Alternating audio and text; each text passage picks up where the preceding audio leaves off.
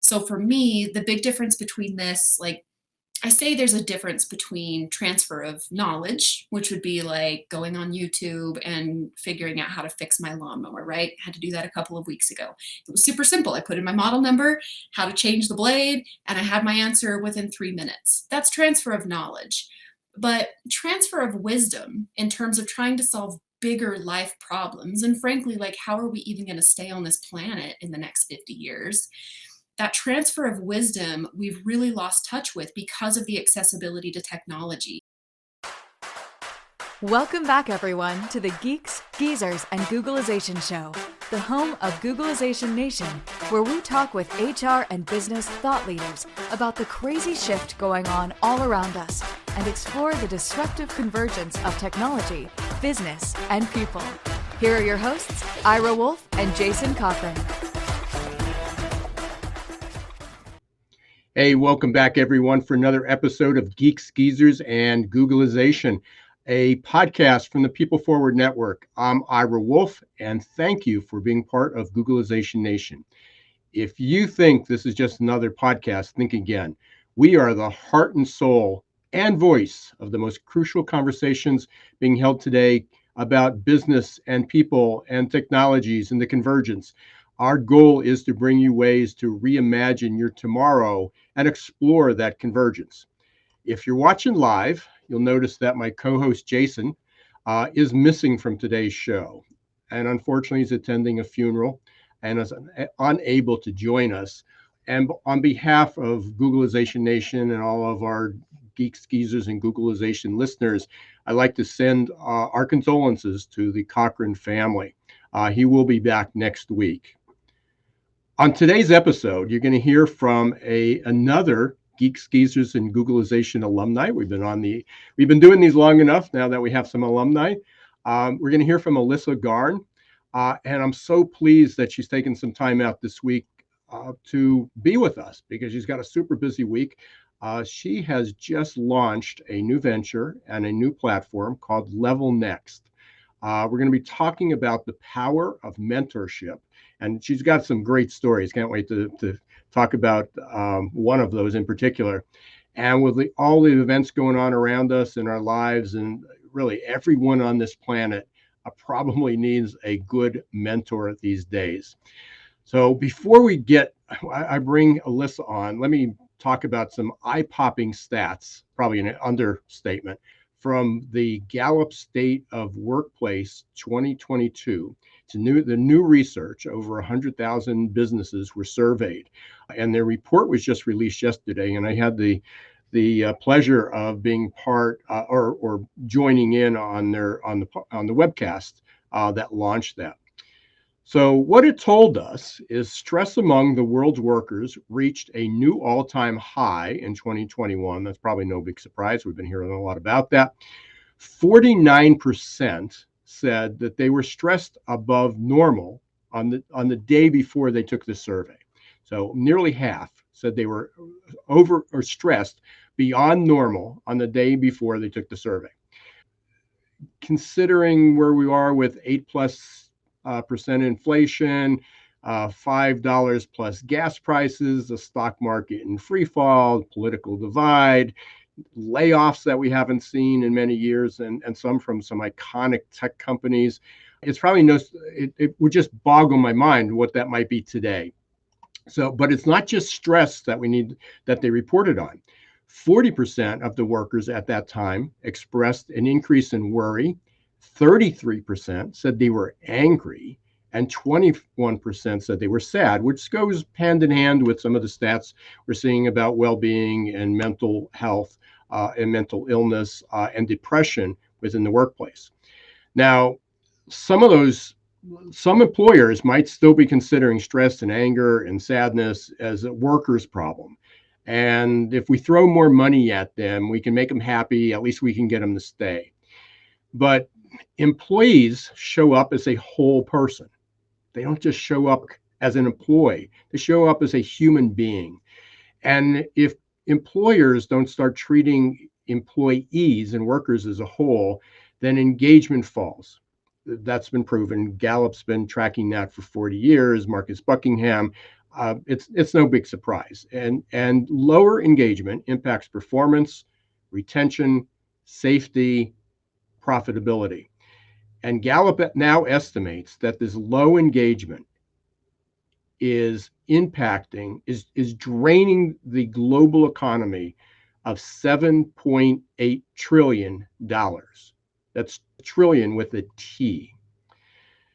So it's a long kind of winded way around me telling you why I'm super excited to hear from Elisa today, what she has to say, because she's putting her money, her time, her resources where her mouth is. She left a career in HR to launch a new tech business. The new tech business is LevelNext. It's a membership marketplace focused on employees in the tech world. So we're going to hear all about that, combining what talk about we converge business people and technology. So that's perfect. It just launched this week. And without further ado, here's Elisa. Hi, Ira. It's good to see you again. Thanks for having me. Hey, welcome back and congratulations. Thank you. Things change. We talk about VUCA, volatile, uncertain, complex, and ambiguous. So last time you're talking about how my role in HR, and now you're talking about being a tech entrepreneur. Well, yeah, adapt or die, right? So we hear. That's absolutely.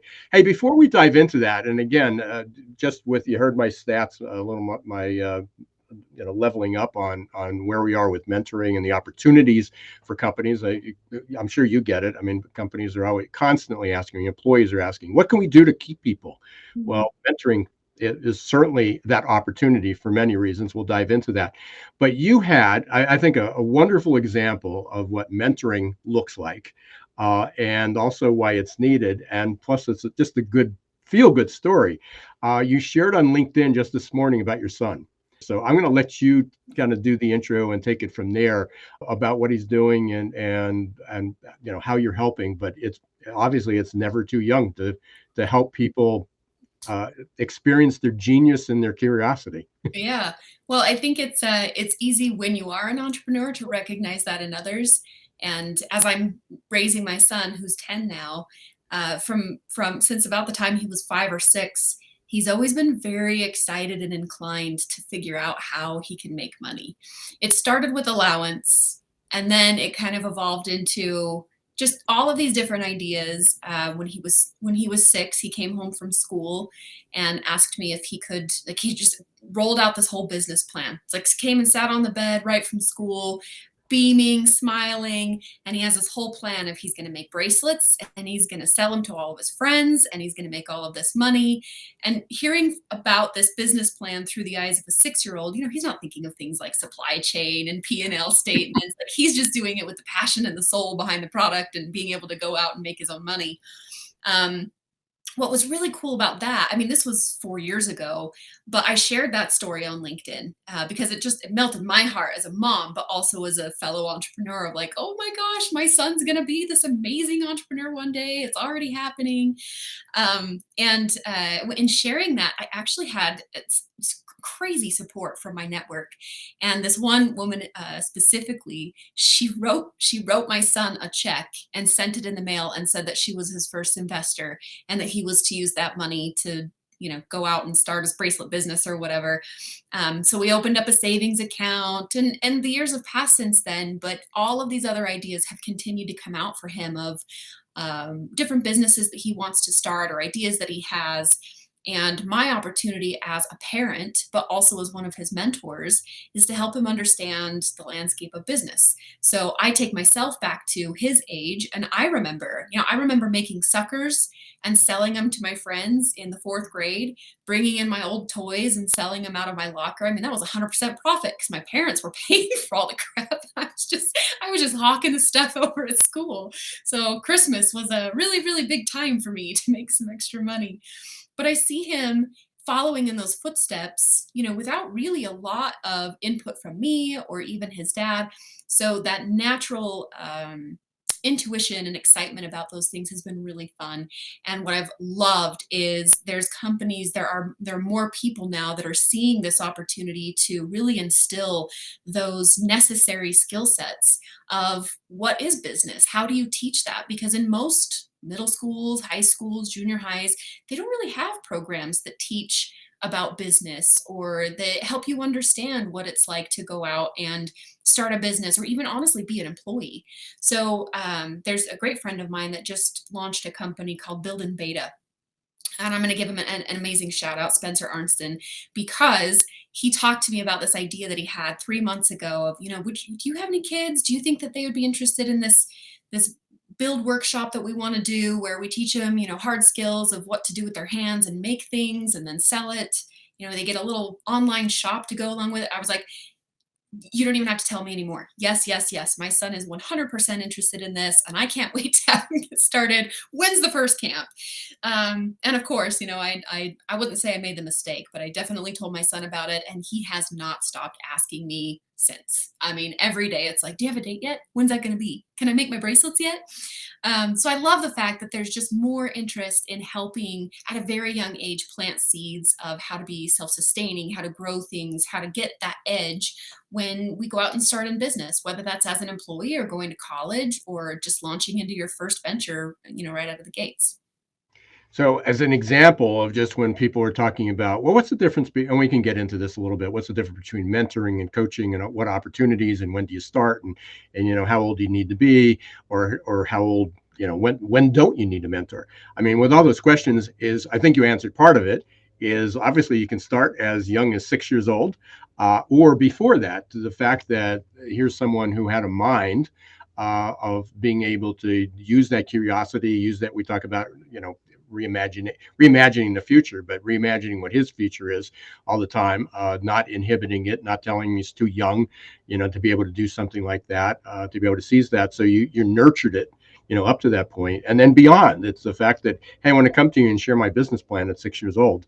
I'm not sure I had that, and I guess what a big difference from, selling lemonade. Well, yeah, because you have to have a food handler's permit for that now. So Yeah, and some of it's bizarre. We've complicated the world, us baby boomers. So I apologize to the world for some of the things that we've done. Let's talk. I mean, this is pretty exciting. So you made this transition. Obviously, there's somewhere you got that entrepreneurial blood in you. I had a laugh. I mean, you've got that entrepreneurial spirit. I grew up in a small business retail environment, but my cousins always laugh about the Matlow gene. And because almost everybody is in some form of marketing, and even if we're not in marketing, we do marketing. And when we meet, it's like, what are you doing to promote your business? And that's been the whole trend. And literally out of 15 first cousins on one side, almost I would say 3/4 are in some form of marketing in one sense or another. So it was that bloodline that was in there. And people said, how did you make the shift from dentistry, which I haven't done in 27 years? People still think I know how to do that, but in 27 years, and I was like, hey, I had a business that just happened to be there, but I love creating content. I love marketing. I love customer service. I like team building. I liked every aspect of dentistry except dentistry. So it was, well, that's that's a good one. yeah. So it was natural for me to move, and similar. And so, one of the questions is, how did you make this move from HR to, and I think I'll probably know the answer to this, but made a move from HR to starting a tech company, and now, especially in today's environment, that's quite challenging. I mean, a lot of risks, which is not known for HR. People in HR usually take no risk. We're usually trying to push a snowball uphill. When you're trying to change HR, and then you're living that opposite life. So talk a little bit about that. What was the motivation for making that shift, and not necessarily even tech in HR, but focusing on technology? To be honest, it's been difficult. It was a really, really big decision. But I like to joke that when I do change on a very large scale.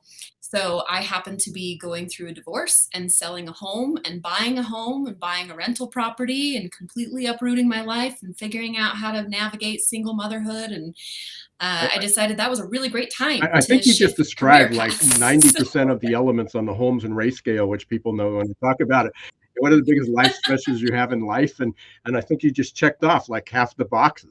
Well, yeah, I might as well get them all out of the way at once instead of, just staggering them out. But truly, I knew for the last few years that being an HR practitioner, even before pandemic, It's getting harder. It's getting much more difficult to be able to go into organizations and have the kind of impact that you want with the budget dollars and the buy-in from the executive team. And for me, I feel like I'm naturally a great promoter. If I ever take any personality test or behavior assessment, it tells me that I'm good at a few things, one of which is getting other people excited about my ideas.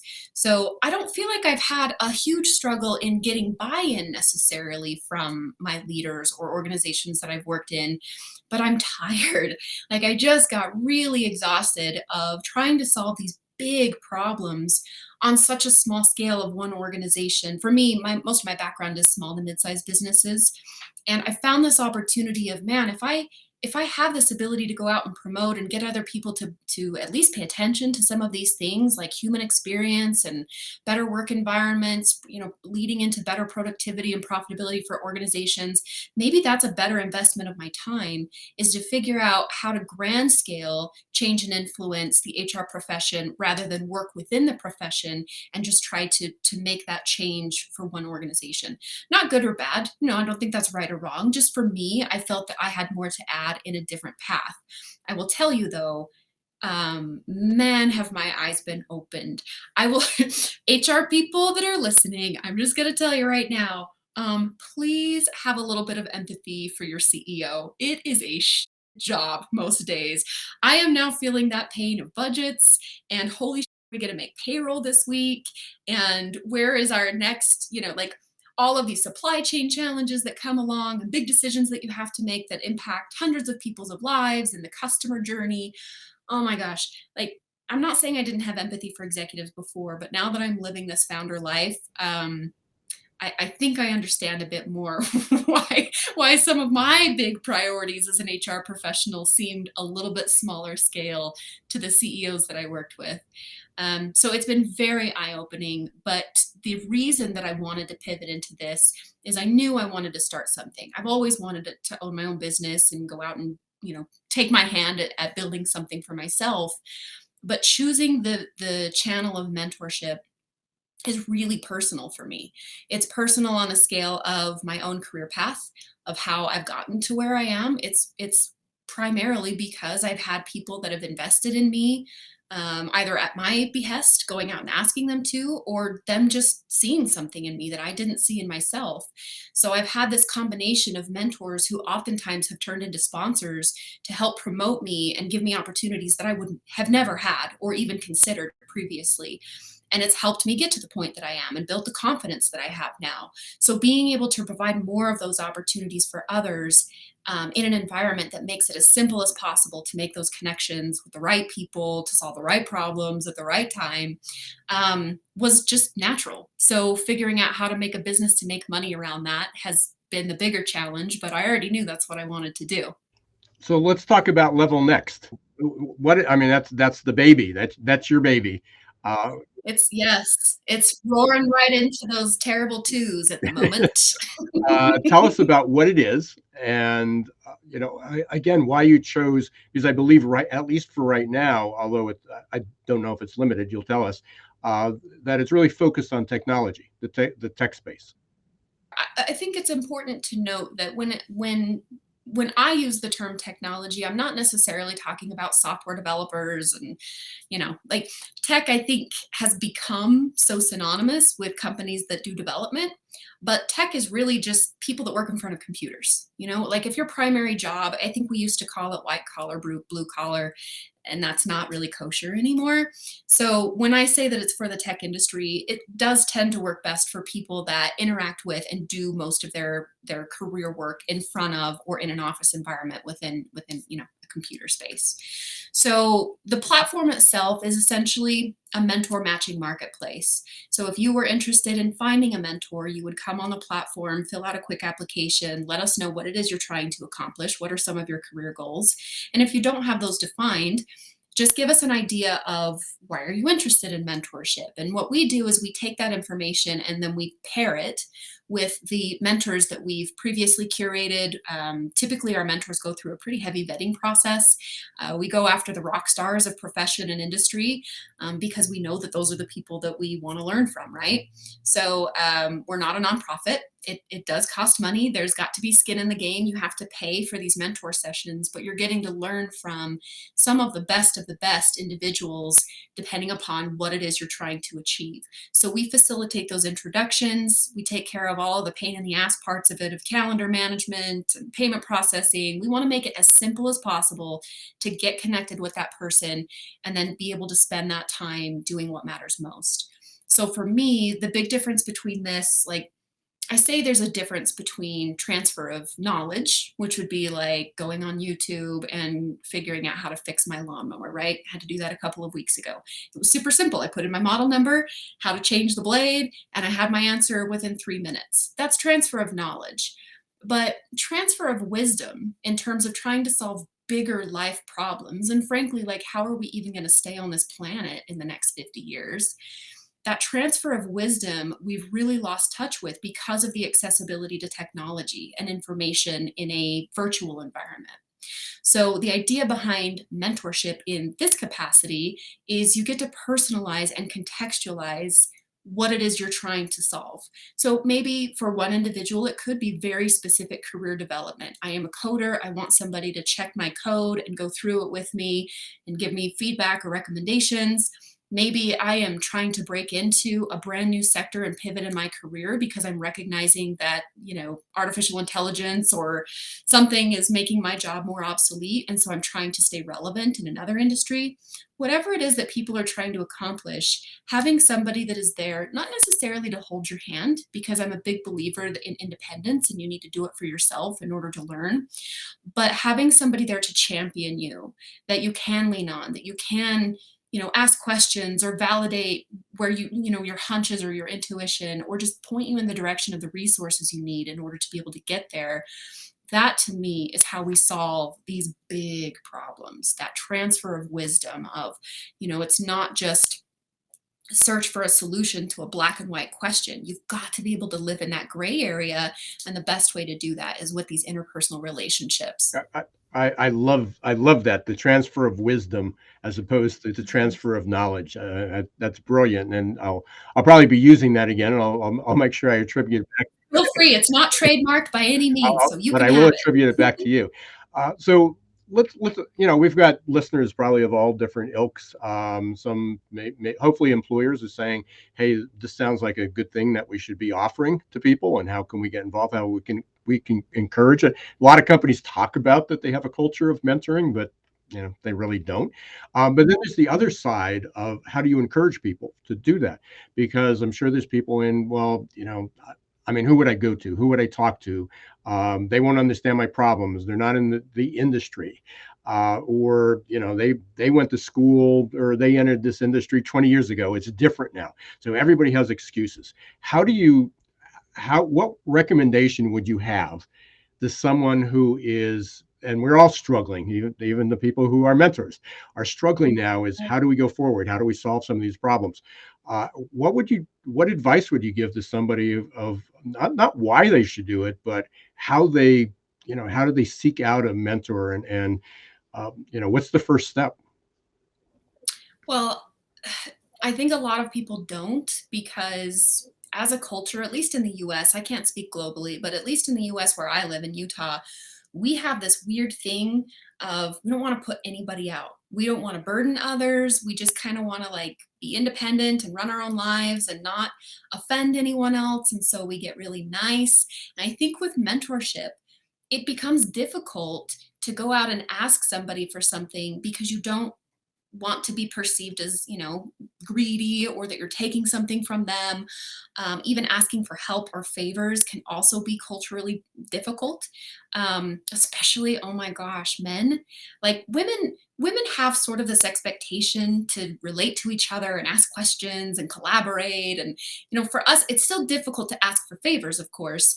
But I think that men also, ego wise, have this expectation within their gender primarily, that they should have all of the answers and that they should know what they're doing, and that asking for help could be weakness, or might be perceived as something like a lesser than.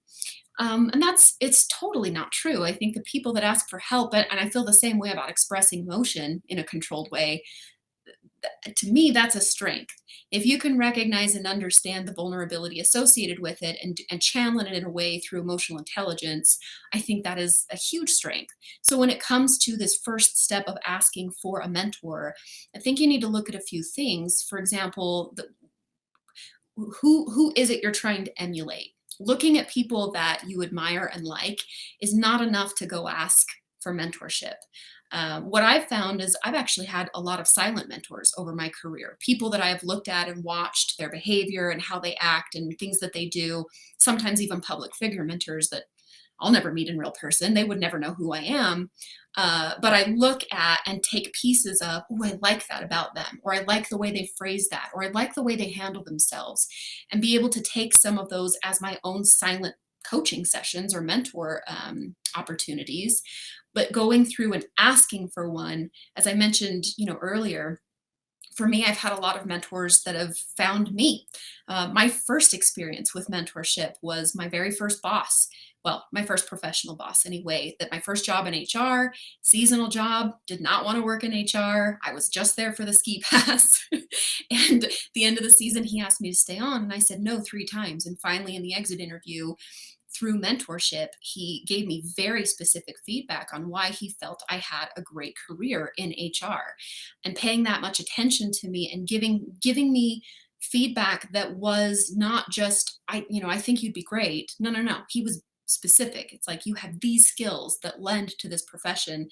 In that moment, I would have walked on coals for that guy. Like, you tell me what to do, I will do it. Like, you have my back. I am here for it. So I think that mentorship sometimes comes to you, but that first step of how you identify or how you go after, part of it has to come from the confidence of feeling like you're worth it. Because I think that we get in our own ways and we have imposter syndrome, and we don't want to be rejected, and so we avoid those potential discomfort situations. But the worst that's going to happen is they say no. I mean, they might not even respond, but rejection, I think, is different when you're asking for mentorship, because usually people are intrinsically wired to help each other. Very rarely are you going to have somebody that responds in a way that is offensive. Like, I would never mentor you. Are you kidding me? Like, please, like, get away from me. That's not going to happen. What's likely going to happen is they don't respond because they didn't see your message, or they intended to but didn't have time. But I think most people will say yes, and that is the pivotal moment of how that experience is going to go. Because again, most people will say yes. It's very flattering to be asked to be a mentor for someone, because all of a sudden you have this opportunity of ego of like, somebody thinks they can learn something from me. Well, I must be really amazing. I'm so important right now. And so you kind of like have this reconciliation in your mind of, I of course, I would love to help you. Who am I? I'm a nobody. I want to help. But a lot of times those mentors that mean well have no idea how to guide and support this person on their journey of what it is they're trying to accomplish. So when somebody is looking for a mentor, an effective mentor, it's not enough to just ask somebody that you admire to mentor you. You really have to look for skill sets, or at least come to the table, if that person is underdeveloped, with expectations, with parameters, with goals in mind, with very specific asks on what you want that path to look like. Otherwise, you're kind of both setting yourself up for disappointment. And then unfortunately, reputation gets damaged on both sides, which is not a good experience. That silent mentor, and again, looking back, I'm an older baby boomer, been around for a couple decades, and it amazes me. I had, as I mentioned earlier, my prior career, I was a dentist. I haven't done it in 27 years, 26 years. Yet I still have connections with employees. In fact, we were just on vacation 2 weeks ago. Seems like an eternity ago. But 2 weeks ago, I'm on the beach, and young guy, he was not a young guy anymore. I mean, he was young when I knew him. He was the husband of one of my employees. He was maybe in his mid to late 20s. She started work with me for me when she was 19, and sort of, kept in touch with them on Facebook, but really lost track. I don't think I've seen either of them in 20 some years. And I saw him walking in the beach with his granddaughter. It looked like her. And we reached out and go, "Hey, Randy." And he goes, "Yeah, it was Randy." So we go back, and I talk with saw Rob and his wife. There's probably 5 or 6 employees that are now in their 50s. They're actually now grandparents, that have shared with the influence I had on them. I Mm, was their boss. I paid them a check. I treated them with respect. I tried to do the right thing. I tried to help them, but it wasn't a formal relationship. But as you said, it's that silent mentor that they had identified me as a mentor and had reached mhm, out. And and again, I can go through a lot of people that even colleagues now that that said, "Well, I'd really love for you to be my mentor. I mean, you are my mentor, but I don't know if we can do something more formal." And it's like, why didn't you ask? Well, you're really, really busy. And they probably honestly get more out of me if it's not a formal relationship, which mhm. doesn't fit in your business model, but but you're absolutely true. Is that silent mentor? Again, it's just people, I'm sure there's many people like myself that are just trying to do the right thing to guide people, help people not make the decisions for them, and ask is what would you do? It's like, well, here's what I would do, but I don't know if that's good for you. So here's how I would think about it if I was standing in your shoes. Um, you know, Well, and I just to play on that a little bit, earlier you had talked about the difference between mentorship and coaching, but you also have other definitions in there too of advisors and sponsors, and there's all of these different veins of helping and supporting others. And to me, I do think that mentorship and coaching get intertwined. As a matter of fact, even on LinkedIn, when I was doing some research as we were launching the business, I think I sent out a poll and asked for some feedback on how do you define the difference between mentorship and coaching? And oh my gosh, the hundreds and hundreds of comments, everybody has an opinion and none of them are the same. So I feel like what I would define, and it's not right or wrong, but at least for me, as I've been building this platform, coaching is when you think of a sports coach, they are typically somebody that is seasoned, that knows the ins and outs, the rules of the game, the cutting edge, sometimes even the bleeding edge of how to get ahead. And essentially, they take you and your capabilities and potential, and they align a coaching plan for you. They're essentially telling you what to do in order to get to this goal or achievement that you're trying to do. Mentorship, on the other hand, is more like fan in the stands that also knows that they know the game and they've probably played it themselves, but their capacity is more to cheer you on, to encourage you, to help you align, where you want to go, but they're less likely to tell you what to do. And they're more about, like, I see them as career therapists. So when I go to therapy, the best therapy sessions are never when my therapist has anything to say or tell me what to do. It's when he asks insightful questions that help me come to my own conclusions. And I think that mentorship is very much like that, where it's kind of like the guardrails, so to speak, for you to be able to accomplish your own success, but for me to be here to help guide you along that way. I'm the Yoda to your Luke Skywalker, so to speak. So I do think that there is a big distinguishment or differentiator there between the two, that people going into these relationships, of whether it's a silent mentor or asking somebody for this service, that you need to know what it is you're paying for, what it is you expect from that relationship. Because again, that could be another potential of disappointment if you expect, like if I hire you, Ira, to come in and work on my resume for me, and your expectation is I'm going to look at your resume, tell you, some formatting changes you can make, give you some keywords, tell you about how ATS systems work and how you can get around that to get some better opportunities for interviews. But I go into that with the expectation that you are physically going to take my Word document and write it for me and then give it back to me for me to use. That's, even though we both go into it with the idea that you're helping me with my resume, we have completely misaligned expectations on what that outcome looks like. So that's ultimately what we're trying to solve with the platform, is without having to ask people, do you want a coach? Do you want a mentor? Do you want an advisor? We try to ask more insightful questions of what are you trying to accomplish and what do you expect from paying for these services, and then align them accordingly to the correct mentor, which we use that term across all boards, but we recognize that there's different skill sets within that. So it sounds like the difference is the coach has a help desk, or you call the help desk, and they give you the answer. It's like go through these steps and here's how to fix it. Where if you Right. want DIY, do it yourself, DIY, basically you find a mentor. It's going to, Mhm. And either way, by the way, you have to do the work. That coach is not gonna run the track for you. Your mentor is not gonna run the track for you. And I think that's another opportunity of disappointment that I've seen too is people just want the answers. They want, don't you just have a silver bullet that you can give me that's gonna get me 3 steps ahead in my career? No.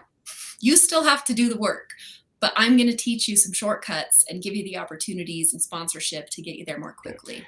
as always, this goes amazingly fast. And I'm just jotting down a question, great comment, and other things. But we're going to take a really quick break. We're going to collect our thoughts here.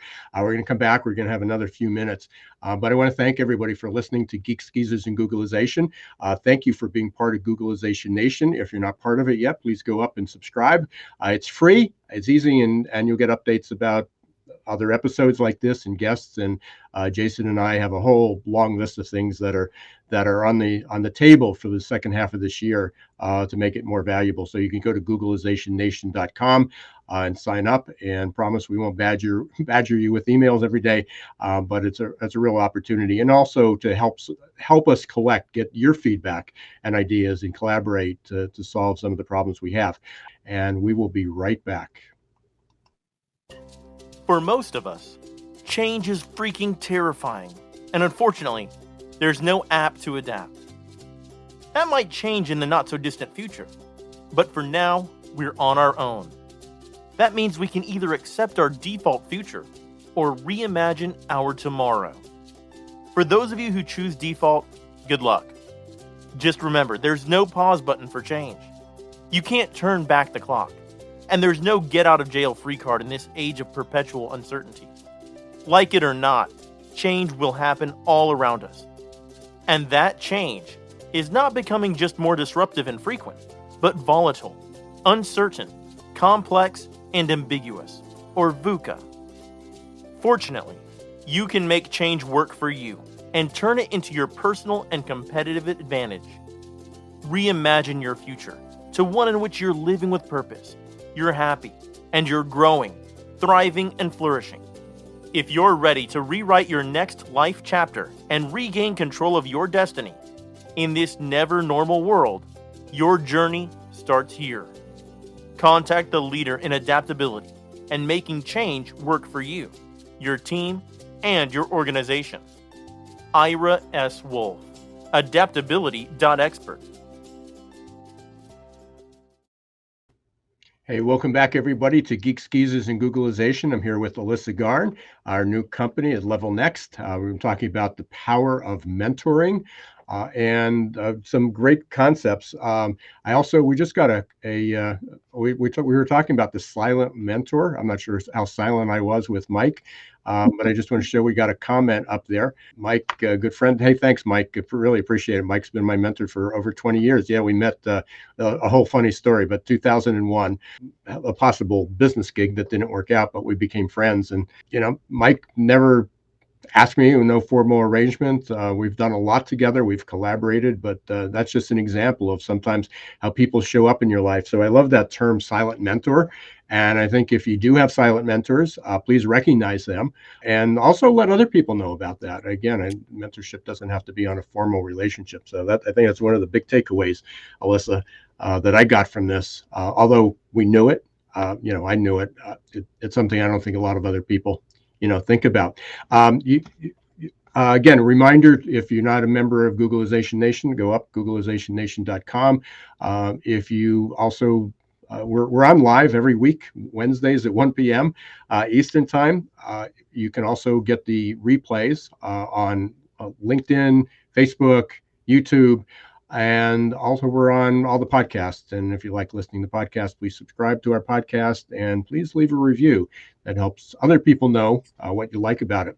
Alyssa, you heard about adaptability. Obviously, I since my TED Talk 6 years ago, I always talked about I've danced. Like you said, you love that entrepreneur, and when you go into change, you go into change big. Sometimes you just got to move on, and they're hugely big decisions, but it takes courage. You are certainly vulnerable. Hey, I made a mistake, or I made some decisions and they didn't work out the best, and I need to move on. And it fits into what I've been talking about especially over the last 3 years, is growth mindset as being part of that. That's part of the adaptability. And I heard the reason I'm bringing that up now, other than I think you and I need to chat about this to figure out where we're headed with it. But I heard this within a half hour before we went on the air in another session I was in. And it talked about, how do you help people get a bigger comfort zone? That's an interesting way to look about change, because when we talk about change, people go, I don't want to change. Well, we all have to change a little bit. Every day we walk up, no matter what we do, we need to adapt, because no day ends up exactly like we've got it planned out. It could even be something's delayed, or a call didn't come in, or an interruption. So we all need to have some adaptability. It doesn't mean you have to, like you did, walk away from a profession and invest in something, or get a divorce. But it sometimes could be just something incremental. But each time we change, we need to have a bigger comfort zone. And that seems to be what the mentor is. It's just creating a safer space to, maybe instead of I can do one step on my own, but I'm afraid to cross that line and take 2 or 3 steps. How do we do those 2 or 3 steps? So it just clicked with me as we were talking here. It's mentoring really is about having a bigger comfort zone, and how big do you want that? How big of a comfort zone do you need? Because not all of us are going to take the risk that you and I take.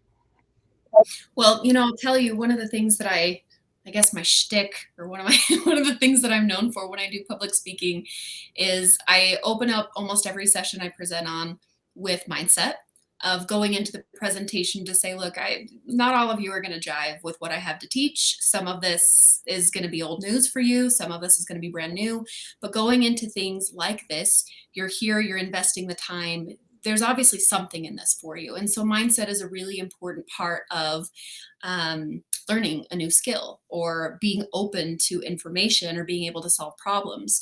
So I use this analogy of lobsters and crabs. And this actually came from a Disrupt HR talk that I did a few years ago, where I talked about, especially in our workplaces, the different mindset of a lobster or a crab, minded employee.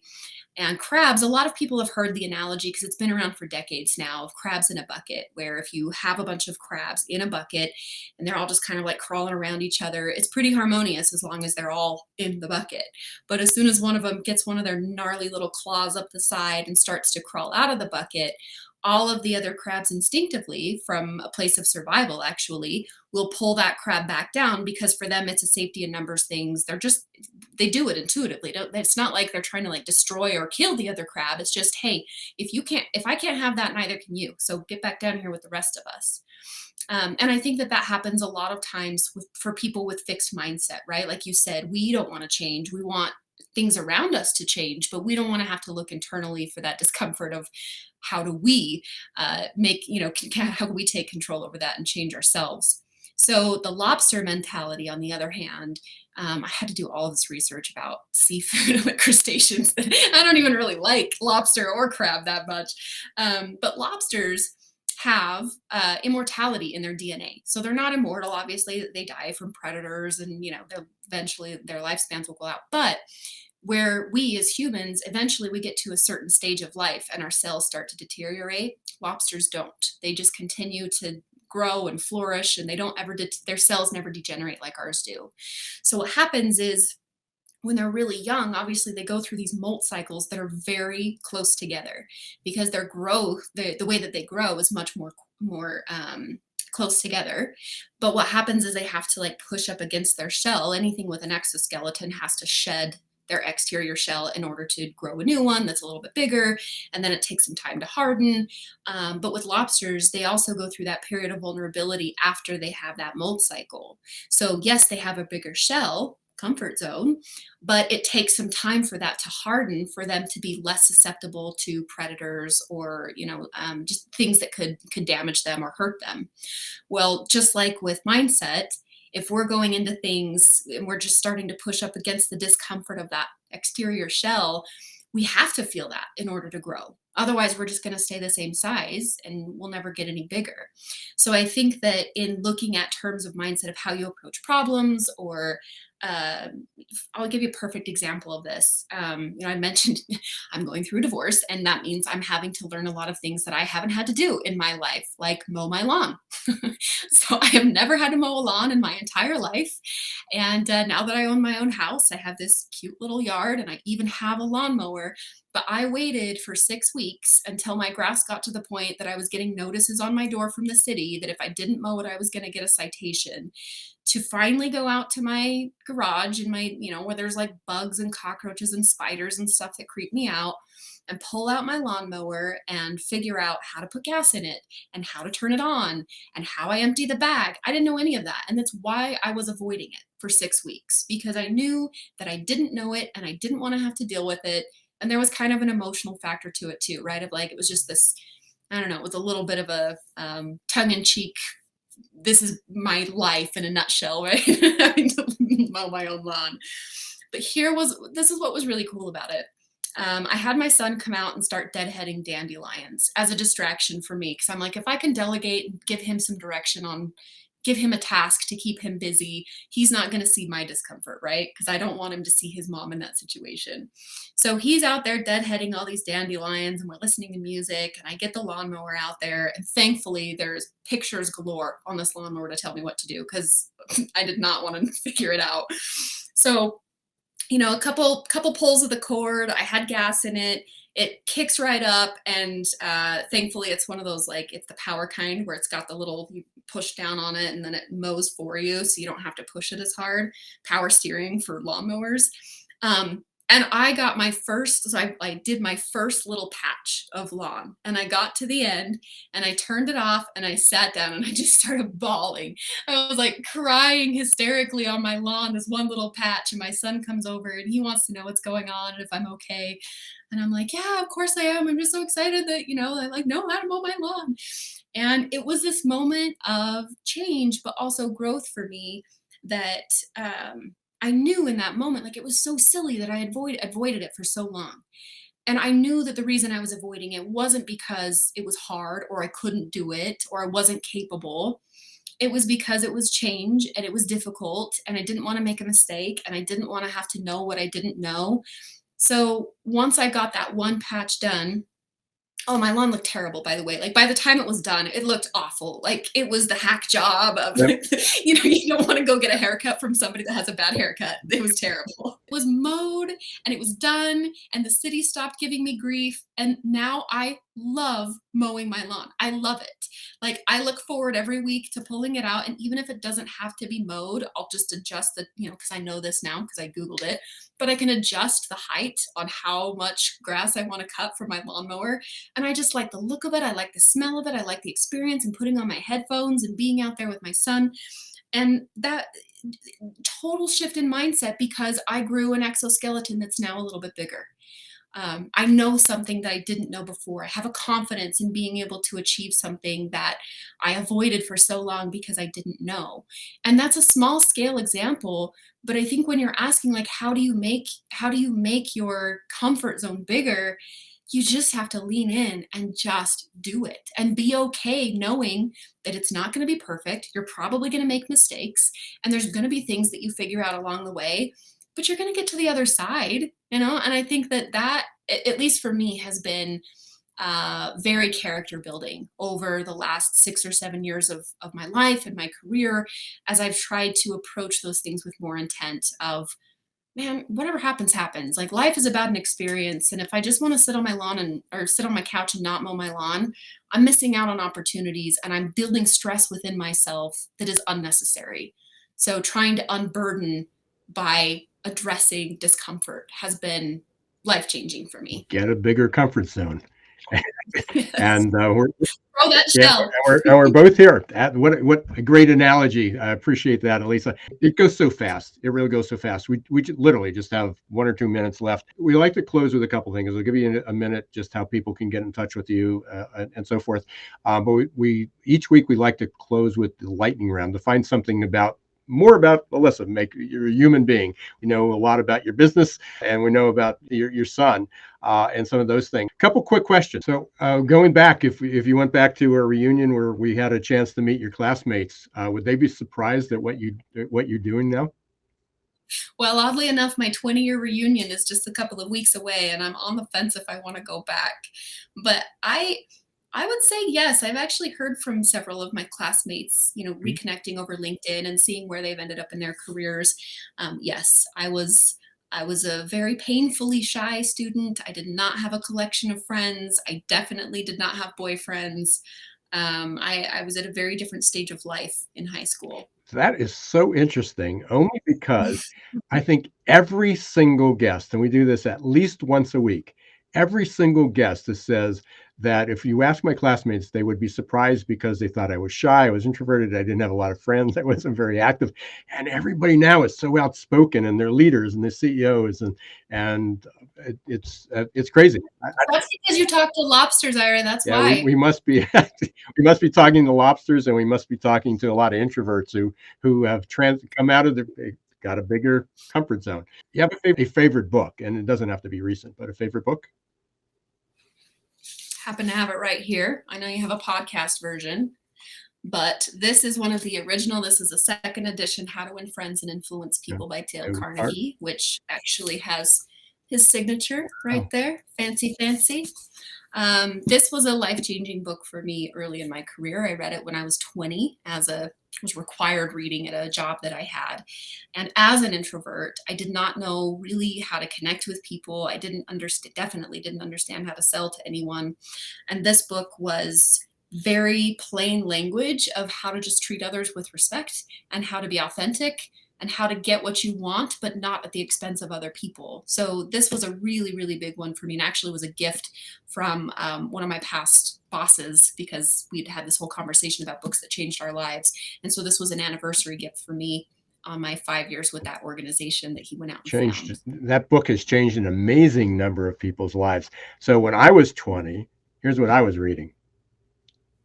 Future Shock. Future Shock. Alvin Toffler, 50th anniversary of that. I don't have his signature. It's the original book. You'll be in. Future Shock is where we are now. It's basically a psychological and emotional stress point where everybody's just overstressed and disoriented from the fast pace of technological change. So predicted 52 years ago by Alvin Toffler.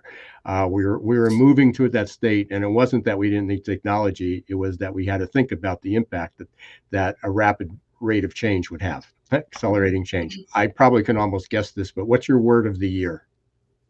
My word of the year. Oh my gosh.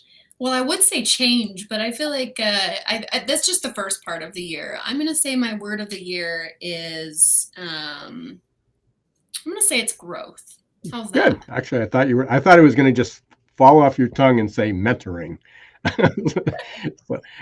I know, but I can't be one-dimensional here. I have to have more interests than just my business, right? Absolutely. Best way, I'm going to put this up here because I think I know that already. LevelNext is your company, LevelNext.com. Please go up and look at that and reach out. And if they want to reach out to you, is this correct? Elisa at LevelNext.com. So it's ELISA at LevelNext.com, but also LinkedIn is my love language. So if you want to connect with me or message me there, you're probably more likely to get a quick response than if you email me. Elisa, it's been fun. It's been a pleasure. It's great to see you. Congratulations. Good luck. So, well, thank you again for having me. It's been a pleasure. Again, I want to thank all our listeners, all our members of Googlization Nation. Special thanks to Elisa Garn for taking some time out of her super busy schedule with the launch of LevelNext this week. Please reach out to her. As she said, you can look up Elisa Garn on LinkedIn. I'm sure she'll connect. Tell her that you heard her on the show, and appreciate that. Thanks to everyone again who is listening. Please remember to go up online, up to your favorite podcast once this is available, and leave a review. Subscribe to Geeks Geezers Googlization. Subscribe to become a member of GooglizationNation.com. And next week, Jason will be back. Until next week, don't let the shift hit your plans.